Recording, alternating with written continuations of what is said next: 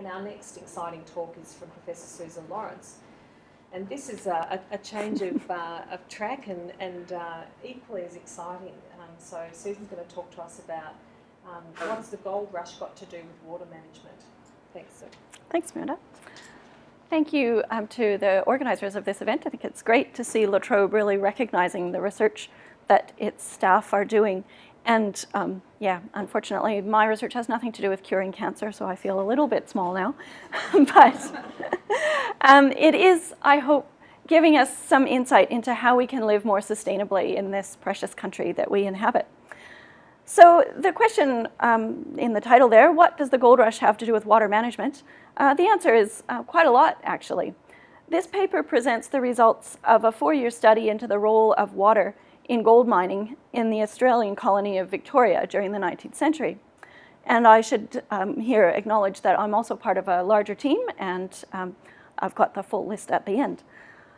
So water was central to the 19th century gold rush, and patterns of water use established then as a consequence of supplying water for mining continue to be highly significant in Australia today. Our project has considered a number of questions. Why was water needed by miners and how is it used? Where did it come from and what kind of archaeological evidence has survived? Who built the infrastructure and what was their legal basis for ownership? And what happened to the water after it had been used in mining? So we had 3 study areas. Oh, that's right. Down. 3 areas that we wanted to look at in more detail as part of this. Creswick, Beechworth, and Castlemaine, each goldfields towns with broadly similar trajectories of the discovery of gold in 1851-52, the development through the 19th century, and the subsequent decline in the mining industry by the end of the century. Each of these areas also has significant archaeological evidence of gold mining activities surviving on public and private land, so they were good places to study. In order to map and interpret these areas, we've drawn upon a wide range of archaeological, historical, and geospatial sources of evidence. We've used LiDAR and Google Earth imagery. We've integrated this in georeferenced historical maps using GIS databases that have helped us to locate and identify and interpret the archaeological remains of mining activity and water management infrastructure. The GIS database was used to build a rich record of water-related features in each region, and these were then field surveyed for accuracy using iPads. The nature and scale of many water management features meant that the most efficient way of recording them was to use iPads with Galileo or Venza software. Features were mapped digitally after fieldwork in conjunction with the existing spatial data, aerial imagery, historical georeference maps, and the LiDAR data. So what did we actually discover? Well, what archaeological evidence of water supply networks survived was our first question. As industrial archaeologists, we're used to wandering around mining sites and seeing fragmentary features associated with water on these abandoned sites. There are many different kinds of surviving archaeological evidence. The ditches that carried the water, the dams that held the reservoirs, the siphons, tunnels, tail races, and tailing dams that diverted it around the countryside and kept it. Eventually, it occurred to us, after many years of looking at this stuff, that it might be interesting to find out more about them. And as it turned out, it was. So the next question then is, why were they using all of this water? Why did they need to move it around the country? What were they doing with it? Well, these are places in Victoria where hydraulic sluicing took place. And hydraulic sluicing was probably one of the major users of water. In hydraulic sluicing, miners would divert streams of water over the top of cliffs, eroding them back that way, or they would divert the water through these large fire hose kind of apparatus and point the streams of water at the base of the cliff, causing it to collapse, and that would mobilize the sediment, the clays and the silts and gravels, and then they'd be able to get the gold out that way. And it leaves behind the kind of landscapes that you saw before.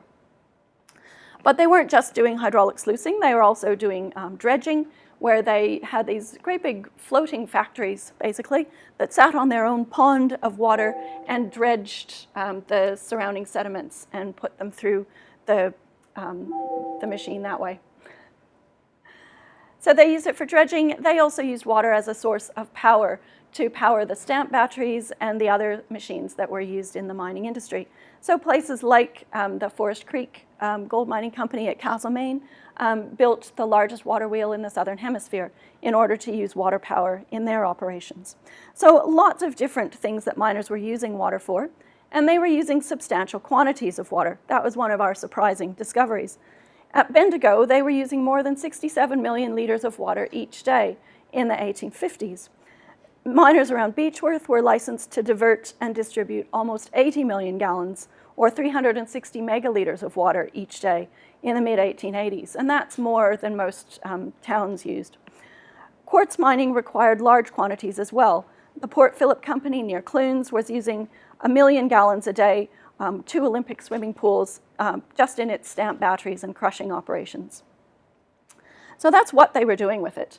Our next question was, when were they doing this? The chronology of water supply.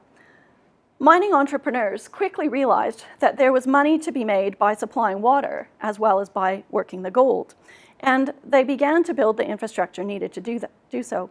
By the 1860s, miners had built almost 4,000 kilometers of water races around Victoria, along with 44 major storages, many of which held over 300 megalitres of water.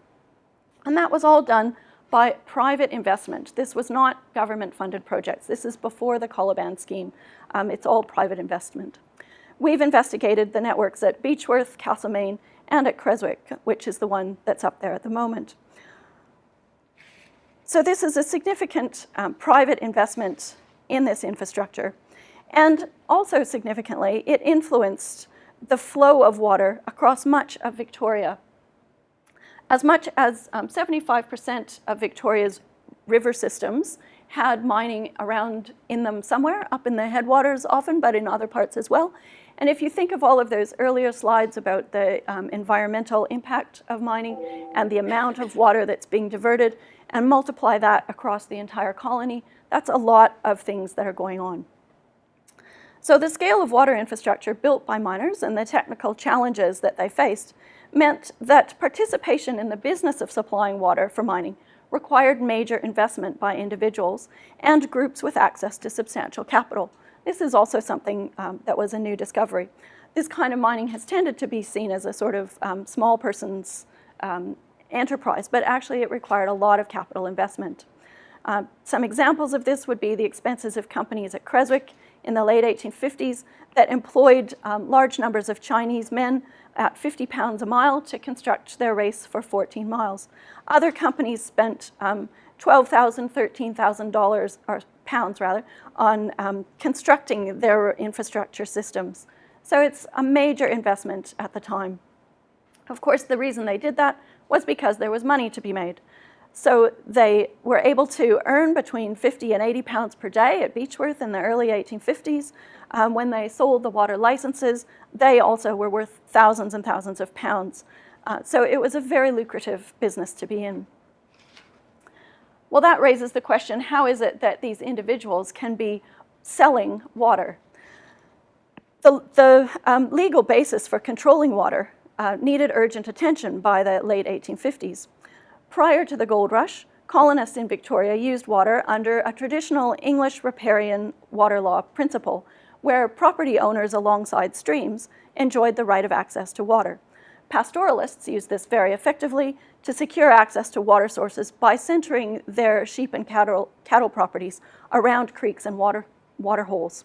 For mining purposes, though, this quickly proved inadequate.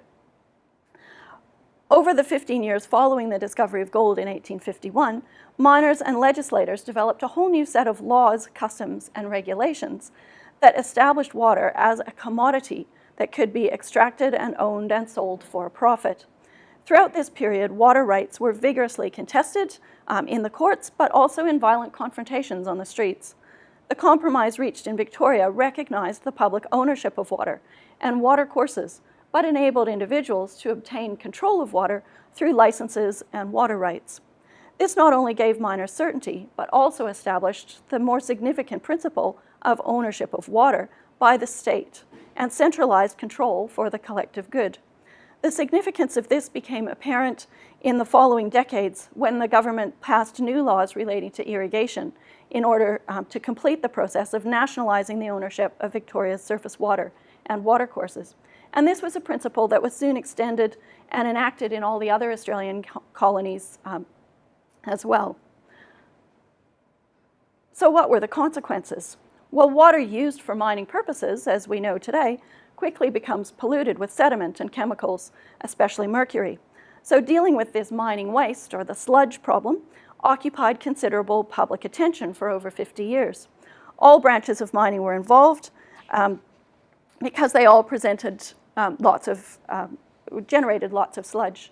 And this is just showing the complexity of some of those arrangements for owning and moving water and the license systems. So waste from mines was distributed all through those 75% of Victoria's river systems implicated in mining. This just shows some of those places. The colors relate to the different kinds of mining. And what's significant about this is it wasn't just the hydraulic mining, it's underground quartz mining and deep lead mining as well. And as you see, it's very widely distributed. Now, what we also began to realize is that that sediment is still a legacy sediment that is part of the Victorian landscape today. We can identify it stratigraphically through the physical features such as particle size and shape and sorting, the lamination patterns, and also through the chemical attributes that it has, higher concentrations of chemicals associated with mineral processing, things like mercury and cyanide and arsenic. So it's a landscape feature that was created by human activity, and from the archaeological point of view, it's something that we can productively study. This is one of my colleagues on our new project, Ian Rutherford, pointing to the boundary between the previous pre-gold mining land surface there, which is the gray sediment, and then the orange sediment above that is all mining-related sediment that's come down and flowed over that landscape. So this research began with some fairly straightforward questions about fragmentary, apparently minor archaeological features. But in the course of answering those questions, we've uncovered a story of complexity and significance that sheds new light on water use in mining, but also challenges conventional understandings of water history in Victoria. The gold rush was actually crucial to the formation of Australian law and practice with regard to water. The common narrative of water history in Australia usually begins in the 1880s with the irrigation schemes. But as we've found, those are actually based on 30 years of public discourse and regulation of access to water for industry. Gold miners were proactive and ambitious water managers. They invested significant sums in water infrastructure and profited accordingly. They were the first to commodify water, and the legal system that they shaped underpins the way that water is still allocated throughout the Murray-Darling Basin, which covers 1/7 of the Australian mainland. So this is significant because it's actually set Australia on a distinctive path compared to other settler nations. The nationalization of water that the mining industry began enables our governments today to allocate water equitably between upstream and downstream users. It enables water to be diverted for environmental flows, and it allows all of us to collect rainwater to keep our gardens alive. Now, in some parts of the US, that's actually illegal under their old mining law, the Doctrine of Prior Appropriation. And this is a recent bulletin that's only been issued in the past few weeks in Colorado, where they're very excited because it is now legal to actually have a rainwater tank in Colorado. But you see the size of that rainwater tank. So we owe our large rainwater tanks to the miners. The other connection that the gold rush and modern water management have is in the rivers themselves. It's now clear from our research that there's been widespread change to river systems as a result of mining. The mining industry discharged thousands of megaliters of polluted water into Victorian waterways each year. And as mining occurred throughout the majority of Victoria's major catchments, the impact was considerable. Research has already indicated that the polluted water created layers of sediment across large areas of floodplains, including many kilometers downstream from the mining areas, and that the sediment's still present in the modern landscape. The quantity of mining sludge here rivals that generated in California, and together with similar deposits in other mining regions, is a clear geological marker of the Anthropocene. So the next phase of our research is to combine approaches from archaeology, geomorphology, and environmental chemistry in order to develop and test a predictive model for the location of these legacy mining sediments in Victoria. We received ARC funding in the most recent round for an interdisciplinary project that will provide data for town planners and catchment managers and local residents across Victoria. It will provide the first systematic study into the links between water and mining and contemporary catchment dynamics. So gold's influence in Victoria wasn't just confined to the heady days of the rush in the early 1850s. Gold was a long-lasting resource industry that continues to play a significant role in a lot of the things we do today. And these are some of my collaborators. Peter Davies and Jody Turnbull have been part of the project for the last 4 years. Ian Rutherford in the previous slide from Melbourne Uni, Mark Macklin from the University of Aberystwyth in Wales, and Ewan Sylvester and Darren Baldwin are actually at La Trobe on the Wodonga campus, attached to the Murray-Darling Freshwater Research Centre, and they're environmental chemists. So, thank you.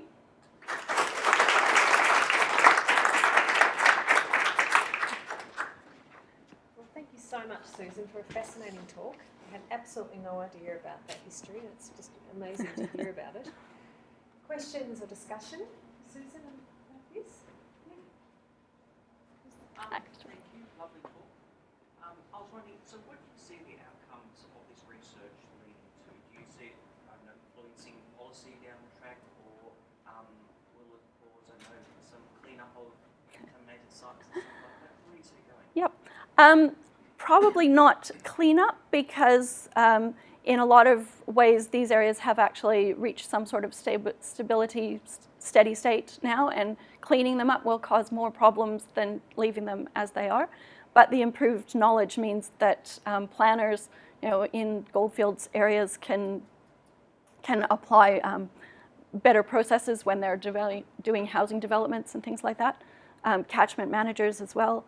Darren he's also with the CSIRO, and so he's talking to them about a lot of their climate change work that's going on and the work around major storm events that cause major flooding and mobilize large amounts of sediment.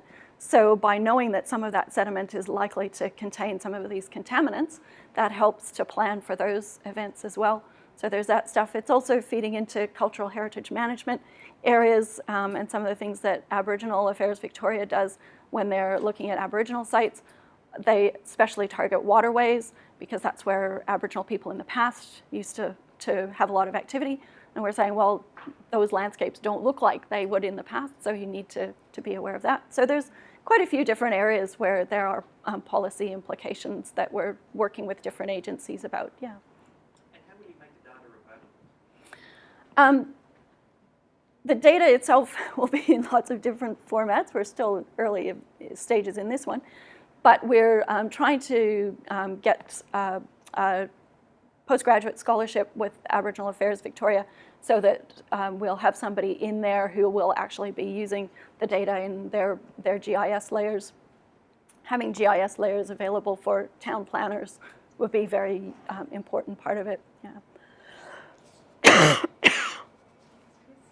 Questions or discussion? I was really interested in what you said about the private investment in water infrastructure, and I just wondered if you could say a bit more about, was that a few key players, lots of little people jumping in? Describe that. Yep. Both. Yes. In some places it would be a group of miners getting together and pooling their resources. Often the early ones came out of mining companies that already existed, which were loose associations of 8 or 10 partners. And they would say, oh, we need a better water supply for the mining that we want to do. So they would get into the business of building dams and so on. So you'd have those associations of smaller players, but then you also later on would have investment by individuals. There's some people around Beechworth especially who were very, very involved in water management and invested in schemes all over the place that they thought would be lucrative for them. Yeah, but not sort of massive, huge mega millionaires, I suppose, in the modern sense. But yeah, it quite widely invested in, yeah. Venture capitalists and cooperative, all that stuff. Yeah, yeah, but they definitely all needed a level of capitalization there. Time for one more comment or question, I think, if anyone has one. Susan, with the sludge and sort of the extent of it, are you looking at like how far it extends, a kind of mapping? Yeah. Because it, like, it obviously covers a huge area in Victoria. Yes. And we've kind of had so many different implications. So, yeah, like it's really deep and really extensive. So, are you able to map the depth and extent yeah. in those different study areas? Yeah, that's what the predictive modelling is about, is trying to do that. So Ian, the geomorphologist, has been working on developing what he calls a sludge budget, a sediment budget, looking at the areas where they've removed the sediment, so how much would have been there that has gone somewhere else, where would we find it, how much is still going to be there. It depends on the kind of mining that was generating the sediment and the kind of river system and where it goes to. Most of the stuff on there is kind of just schematic, but the orange dot up there north of Bendigo, that's actually to scale, 700 square kilometers. And that's stuff that was coming out of the clay puddling in Bendigo in the 1850s. Because it's very low relief topography, it's very flat anyway, that stuff just kept going. And eventually Bendigo Creek kind of bends to the west and the sludge just kept going north and spread out over that entire area. But in other places, different river systems just sort of send it shooting through. So that's definitely what we're trying to do. Darren's really interested in how long it takes to get to the Murray and how much is in the Murray, and where any potential contaminants end up in the Murray as well. So yeah. I'm feeling like it might have been lucky that the gold rush stopped when it did. Otherwise we might only be sludge. Yeah, that's pretty much it. Sorry, did you want to? I was just going to say, are there implications for health and farming and that sort of stuff? Yeah. The good news in Victoria is that miners here seem not to have used mercury with the same liberal abandon that they did in California, where the California rivers that were involved are still absolutely chock-a-block with mercury. In Victoria, from what we can tell, the hydraulic mining didn't use it, which means most of the sediment came from that, so that's good. It probably doesn't have mercury in it. But there is a team at Federation Uni in Ballarat that has done some public health stuff looking at things on the gold fields. They've been looking more at arsenic, which is apparently in quite high concentrations in the background soils in Victoria, just because of the nature of our soils that we have. But it gets concentrated and liberated through the mining activity and distributed around. So they've been looking at that more. We're still in early days, but that's why we need to know where it is so that we can actually be mindful of those consequences. Yeah. Well, I think we'll leave it there. Thank you so much for a fascinating talk. This is fantastic. Thank you.